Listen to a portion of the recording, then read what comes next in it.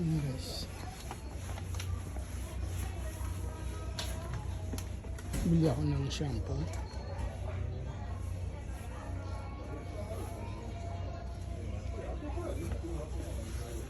Try natin ito guys. Kasi ang presyo nito is volume up shampoo, premium shampoo.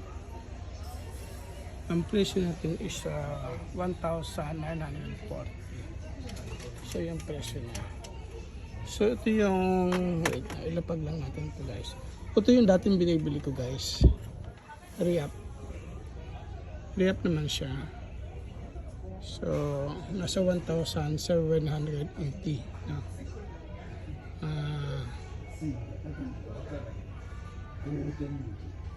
Maganda rin to guys kasi hindi ka babalakobakin dito.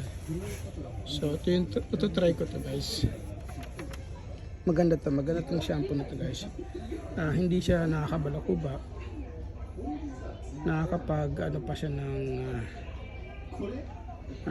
yung mga nalalagas na buhok. No? Nakakatulong siya. So try ko kasi ito yung dati kong binibili.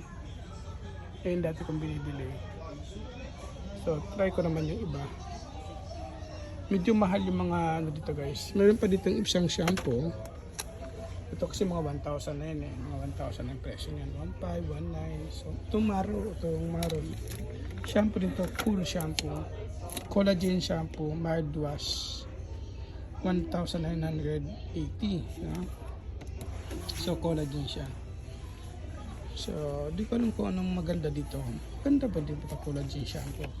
Mild wash daw eh. Mild wash eh. Perfect wash. Panghugas lang to. Baka mamaya panghugas ng pek-pek yan eh. Patay tayo dyan. Yung mga shampoo pa dito. Ito guys, try ko din to. Ito yung dati kong, yung kauna-unahan na binili kong shampoo. Ito talaga yung una-una kong shampoo binili. Hindi din nakakabalakubak to guys. Maganda to, hindi nakakabalakubak yan. Pati ito, mga ito, hindi nakakabalakubak. Ito guys, hindi nakakabalakubak. Lagayan guys. Kaya kung naghahanap kayo ng shampoo na hindi kayo babalakubakin, ito guys, try ito guys.